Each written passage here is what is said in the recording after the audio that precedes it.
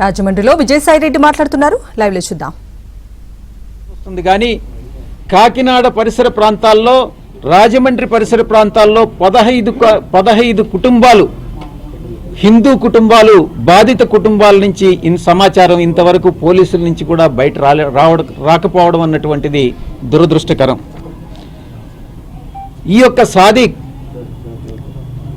సౌజన్య, జగదీశ్వర్ రెడ్డి వీళ్ళ ఆస్తుల్ని, అంటే స్థిరాస్తుల్ని కానీ, వాళ్ళ ఫోన్లు కానీ, వాళ్ళ బ్యాంకు లాకర్లు కానీ, ఆమెకు సంబంధించినటువంటి బంగారం కానీ, వాళ్ళ ఇంటి తాళం కానీ, వాళ్ళ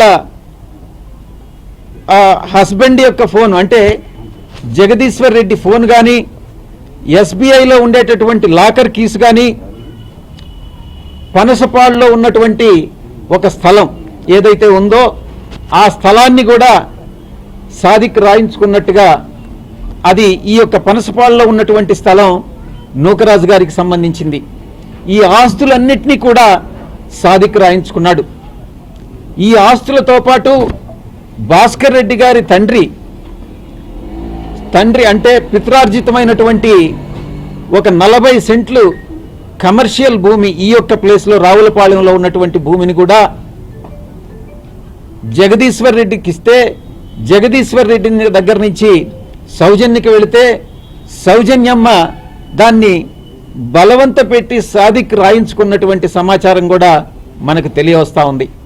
అంటే ఇంచుమించు బంగారం 2 కోట్లు, క్యాష్ నగదు రూపంగా 2 కోట్లు, ఈ యొక్క రావులపాలెంలో ఉన్నటువంటి ఆస్తి 10 కోట్ల రూపాయల ఆస్తి 40 సెంట్లు, పనసపాడులో ఉన్నటువంటి ఆ యొక్క భూమి విలువ తెలియదు.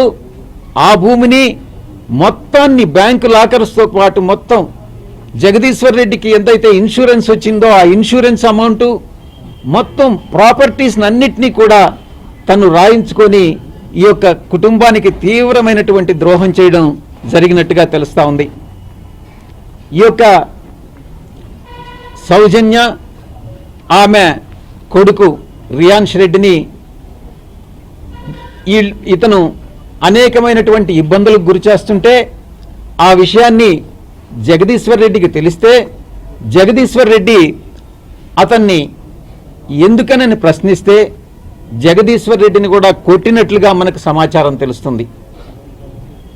కొట్టి అతన్ని భయభ్రాంతులకు గురి చేసినట్టుగా కూడా తెలుస్తూ ఉంది. ఎందుకనంటే సాదిక్ వెనుక ఉండేటటువంటి టెర్రరిస్టుల ముఠా, 10 మంది టెర్రరిస్టుల ముఠా, ఈ ముఠా యొక్క ధ్యేయం హిందూ మతానికి చెందినటువంటి వ్యక్తులన్నింటినీ, కుటుంబాలన్నింటినీ ముస్లిమ్స్ మతానికి కన్వర్ట్ చేయాలన్నటువంటి ఒకే ఒక ధ్యేయంతో పనిచేస్తూ వస్తున్నటువంటి పరిస్థితి. ఇక జగదీశ్వర్